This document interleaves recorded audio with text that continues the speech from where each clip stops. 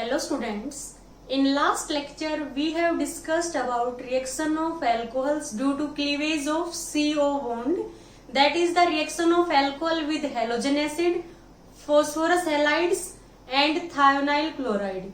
Now in this lecture we are going to discuss about reaction of alcohol due to both alkyl group as well as hydroxyl group. हम ये देखेंगे कि कोई भी alcohol है, means मैं ethyl alcohol का एग्जांपल ले रही हूँ CH3CH2OH। तो इसमें ये CH3CH2 क्या है? अल्काइल ग्रुप, और OH क्या है? Hydroxyl group. तो ऐसी रिएक्शन जिसमें हाइड्रोक्सिल ग्रुप का भी इन्वॉल्वमेंट हो और अल्काइल ग्रुप का भी, तो वो रिएक्शन हम इस कैटेगरी में डिस्कस करेंगे। तो इस कैटेगरी में जो फर्स्ट रिएक्शन है हमारी, वो क्या है? Acidic dehydration.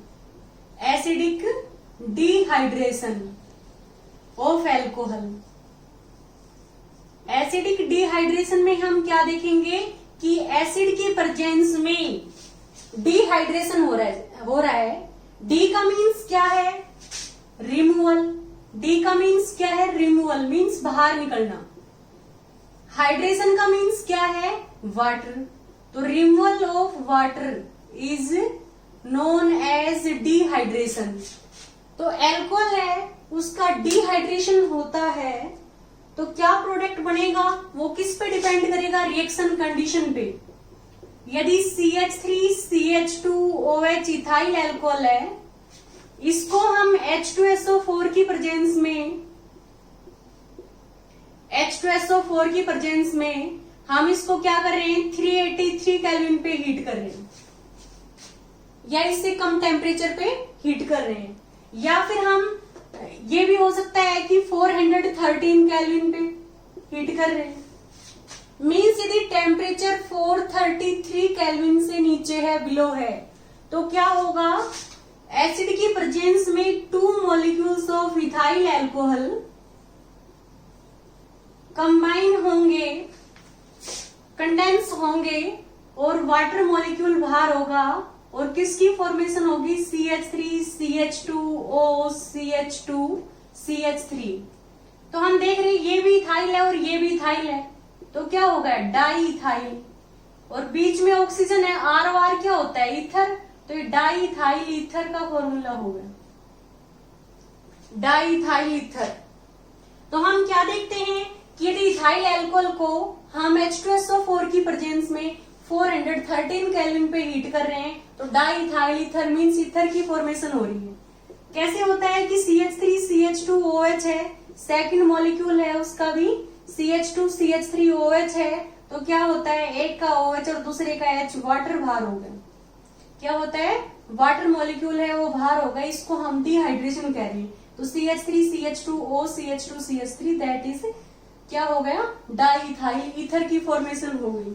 अब हम देखते हैं कि यदि हम इथाइल अल्कोहल को हीट करते हैं 433 केल्विन से 443 केल्विन पे, और हम H2SO4 की प्रेजेंस में रिएक्शन कर रहे हैं, कंसंट्रेटेड H2SO4 की प्रेजेंस में, तो क्या होगा? एल्कीन की फॉर्मेशन होगी, और यह इसका H निकलेगा और इसका OH। OH है, ये क्या है? OH जिस कार्बन के साथ है वो अल्फा कार्बन है, और अल्फा कार्बन के साथ जो कार्बन अटैच है वो क्या है? बीटा कार्बन है। तो अल्फा का OH और बीटा का H, वाटर बाहर हो गया, तो यहाँ पे CH2 double bond CH2 means alkene की फॉर्मेशन हो गई। तो क्या बनेगा? CH2 डबल बॉन्ड CH2 और प्लस क्या हो गया? वाटर मॉलिक्यूल बाहर हो गया।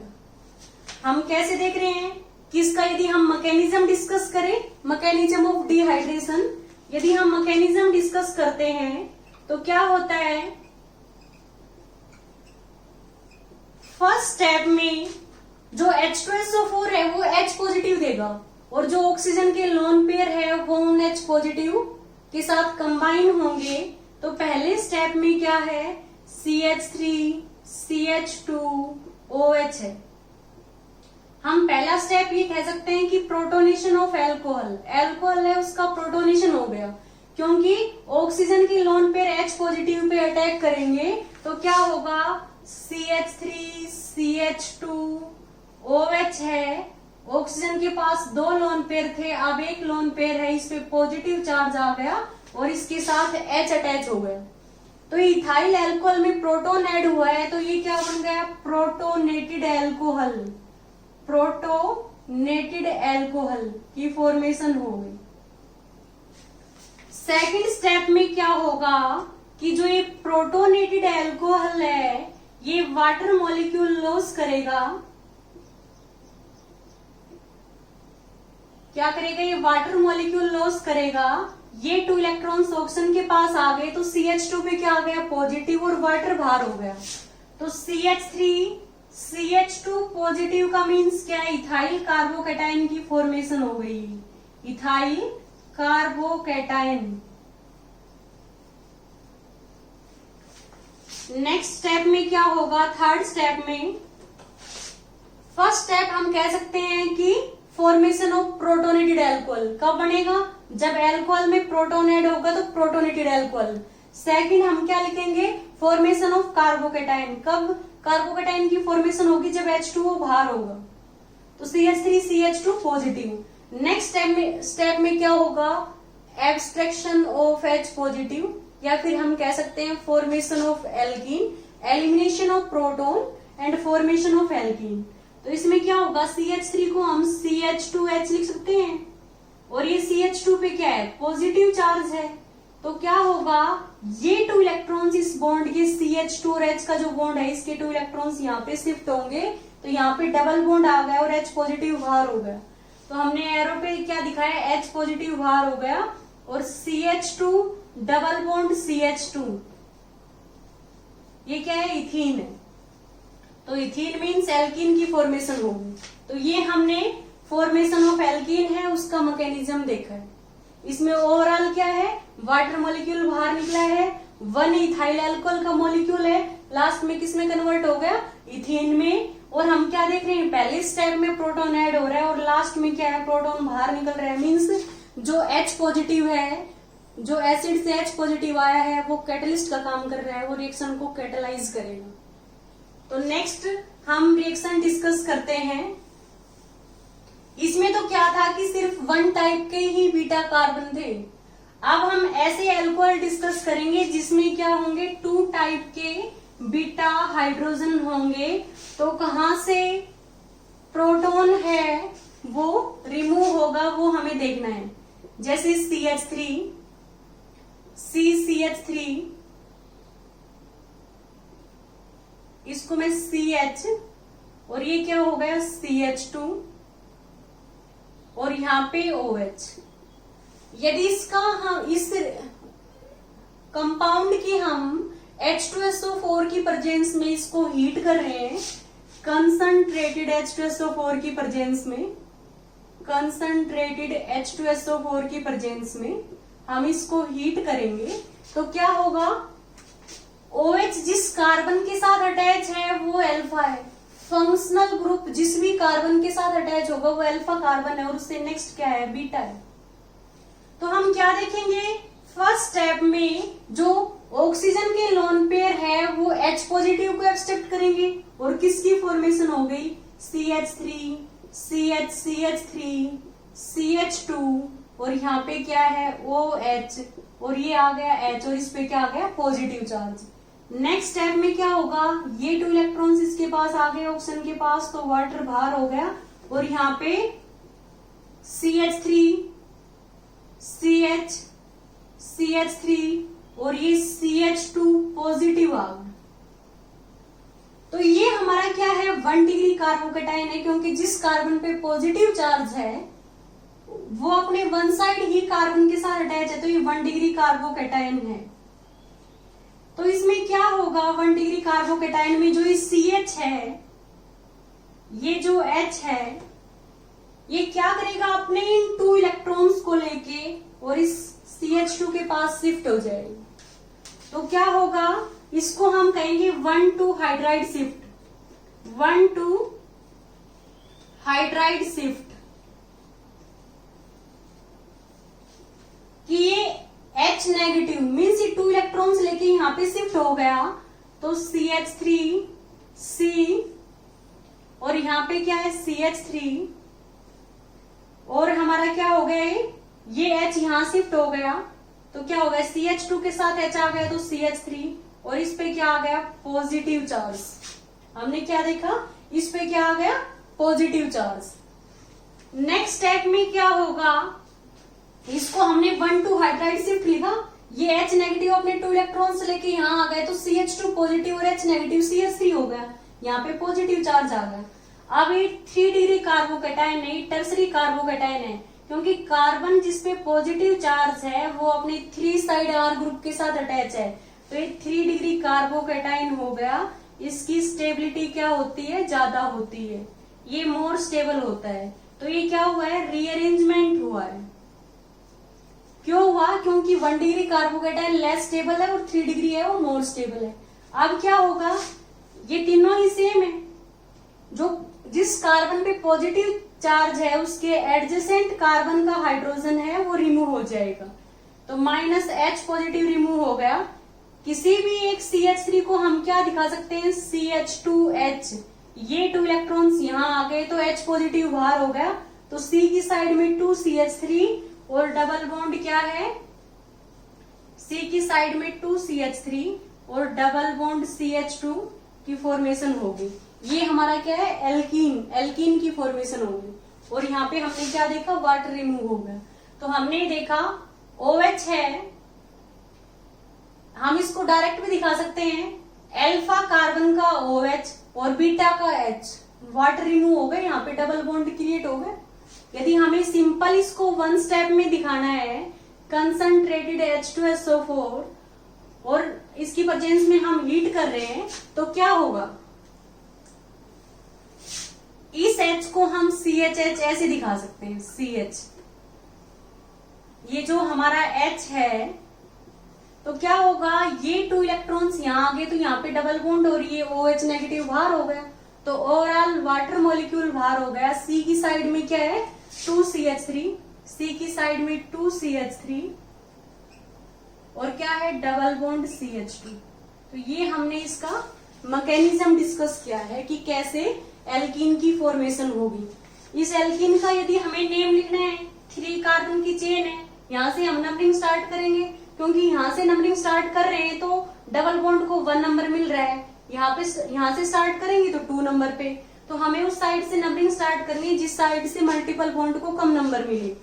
तो हम क्या देखेंगे, 2 पे मिथाइल है तो 2 मिथाइल हो गया, 3 कार्बन के लिए क्या हो गया प्रोपीन, 2 मिथाइल प्रोपवनीन, या हम क्या कह सकते हैं प्रोपीन, 2 मिथाइल प्रोपीन की फॉर्मेशन हो गई। अब हम इसी में ही एक और एग्जाम्पल नेक्स्ट डिस्कस करते हैं।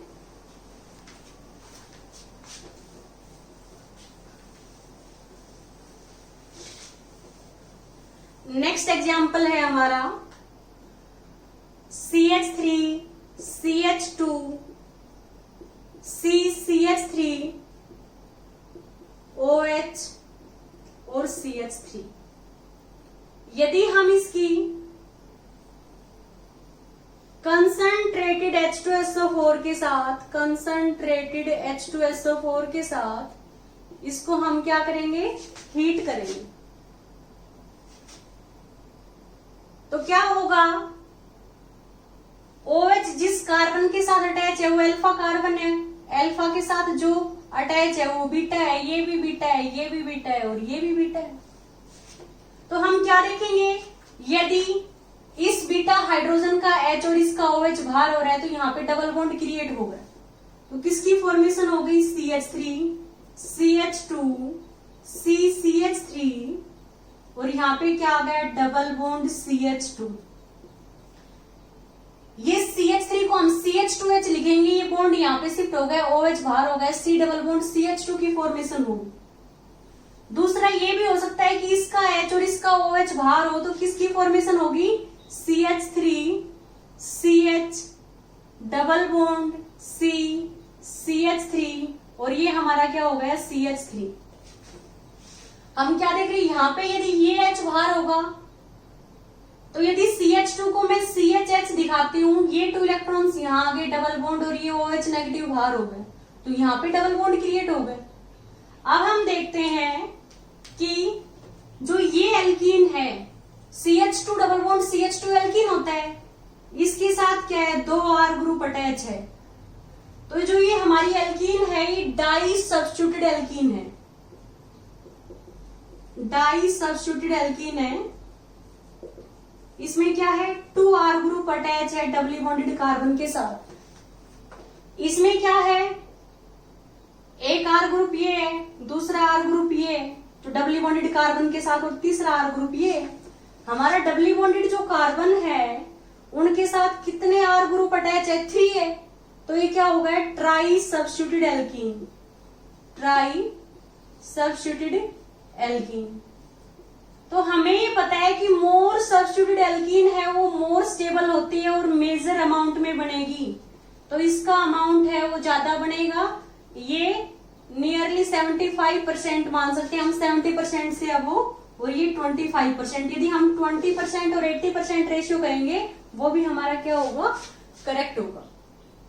तो हम देख रहे हैं कि इसमें क्या है 2 पे मिथाइल है, 4 कार्बन के लिए ब्यूटेन है, तो इसका नेम क्या होगा एलपीसी नेम। 2 पे मिथाइल है, 4 कार्बन के लिए ब्यूट है, और 1 पे क्या होगा इन, 2 मिथाइल ब्यूट 1 इन। और इसमें क्या है 1 2 3 4, 1 2 3 4, तो इसमें क्या है 2 पे मिथाइल है, 4 कार्बन के लिए क्या हो गया ब्यूट हो गया। 2 के बाद क्या है डबल बॉन्ड है ब्यूट 2 इन, 2 पे मिथाइल है, 4 कार्बन के लिए ब्यूट है, और 2 पे क्या है इन है, 2 मिथाइल ब्यूट 2 इन, और ये हमारा क्या है 2 मिथाइल ब्यूट 1 इन। तो हम ये देख रहे हैं कि ये हमारा क्या है, इसमें जो डबली बॉन्डेड कार्बन है उसके साथ 2 एल्काइल ग्रुप अटैच है। इसमें डबली बॉन्डेड कार्बन है, जो डबली बॉन्डेड कार्बन है उसके साथ 3 एल्काइल ग्रुप है, तो ये ट्राई सब्स्टिट्यूटेड एल्कीन है, ये डाई सब्स्टिट्यूटेड एल्कीन है। मोर सब्स्टिट्यूटेड एल्कीन मोर स्टेबल होती है, इस वजह से मेजर अमाउंट में बनेगी, ये माइनर अमाउंट में बनेगा। क्योंकि हमें ये पता है कि जो डबली बॉन्डेड कार्बन है वो हमारे क्या होते हैं sp2 हाइब्रिडाइज्ड होते हैं, और जो ट्रिपली बॉन्डेड कार्बन है वो हमारे क्या होते हैं sp हाइब्रिडाइज्ड, और सिंगल बॉन्डेड कार्बन है जिसकी साइड में सारी सिंगल बॉन्ड है वो sp3 हाइब्रिडाइज्ड कार्बन होते हैं। sp3 में क्या होगा 25% s करेक्टर और 75% p करेक्टर। इसमें क्या होगा 33% s करेक्टर और 66.6% क्या हो गया p करेक्टर। 33.3% क्या होगा इसमें s करेक्टर, और इसमें क्या होगा 50% s करेक्टर और 50% p करेक्टर। यदि किसी ऑर्बिटल्स में जितना ज्यादा s करेक्टर होगा उस एटम की उतनी ही ज्यादा क्या होगी इलेक्ट्रोनेगेटिविटी होगी। तो जो sp हाइब्रिडाइज्ड कार्बन है वो ज्यादा इलेक्ट्रोनेगेटिव है sp2 से, sp2 वाले ज्यादा इलेक्ट्रोनेगेटिव है sp3 से। तो हम देख रहे हैं कि डबली बॉन्डेड कार्बन है ज्यादा इलेक्ट्रोनेगेटिव है, इनके पास इलेक्ट्रॉन की कमी है, इनकी टेंडेंसी है इलेक्ट्रॉन को एक्सेप्ट करने की, तो इलेक्ट्रॉन को ये एक्सेप्ट करेंगे तो क्या होगा कि यहाँ पे क्या है 3 एल्काइल ग्रुप इनके साथ अटैच है, तो 3 एल्काइल ग्रुप इनको इलेक्ट्रॉन डोनेट करेंगे, क्योंकि एल्काइल ग्रुप का क्या है इन प्लस आई इफेक्ट है, means electron releasing inductive effect है। जितने ज्यादा एल्काइल ग्रुप अटैच होंगे उतना ज्यादा क्या होगा सब्स्टिट्यूशन मानेंगे हम, जितनी ज्यादा सब्स्टिट्यूशन होंगे उतनी ज्यादा क्या होगी स्टेबिलिटी होगी।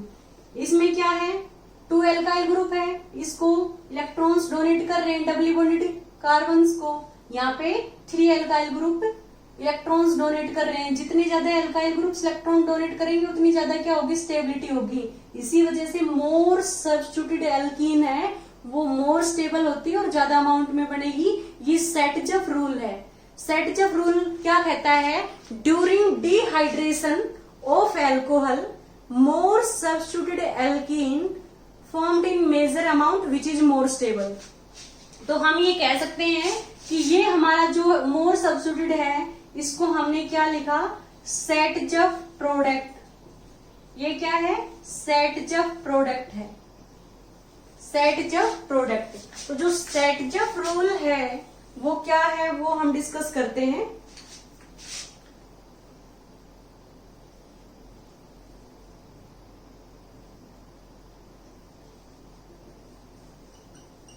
जो सेटजप रूल है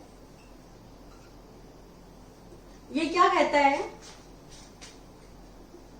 this rule states that during dehydration of alcohol, जब एल्कोहल का क्या होगा, डिहाइड्रेशन होगा, during dehydration of alcohols more substituted alkene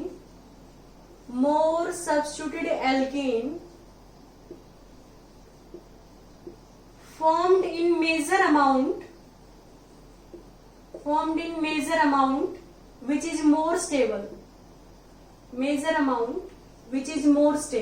वो क्या है, ज्यादा स्टेबल है, which is more stable, कि जो मोर सब्स्टिट्यूटेड एल्कीन है वो ज्यादा स्टेबल है और वो मेजर अमाउंट में बनेगी, इसी वजह से हम इसको सेटजप प्रोडक्ट कहते हैं।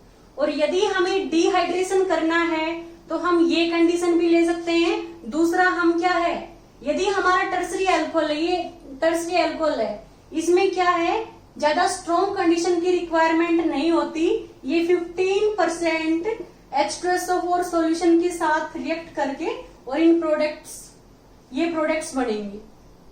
तो हम देखते हैं, या तो डिहाइड्रेशन अल्कोहल का किसकी प्रेजेंस में होगा, कंसंट्रेटेड H2SO4 की प्रेजेंस में, या हम ये भी ले सकते हैं alumina in presence of phosphoric acid, Al2O3H3PO4 की प्रेजेंस में और 298 केल्विन पे, तब भी क्या होता है, डिहाइड्रेशन होता है। तो डिहाइड्रेशन या तो हम कंसंट्रेटेड H2SO4 की प्रेजेंस में करेंगे या फिर alumina in presence of phosphoric acid, orthophosphoric acid H3PO4 298 kelvin पे, ये भी क्या करेगा, H पॉजिटिव प्रोवाइड करेगा। वही क्या है, प्रोटोनेशन होगा एल्कोहल का, वाटर बाहर होगा, यहाँ पे पॉजिटिव चार्ज आएगा, ये अपने H पॉजिटिव को लॉस करेगा, यहाँ पे डबल बॉन्ड क्रिएट हो गया। यदि ये अपना H पॉजिटिव लॉस करता है तो यहाँ पे डबल बॉन्ड क्रिएट हो गया। तो ये हमने डिस्कस किया है dehydration of alcohol to form alkene. Okay students, यदि आपको इस लेक्चर में कहीं कोई डाउट हो तो प्लीज आप हमें कमेंट करें। Okay, thank you students.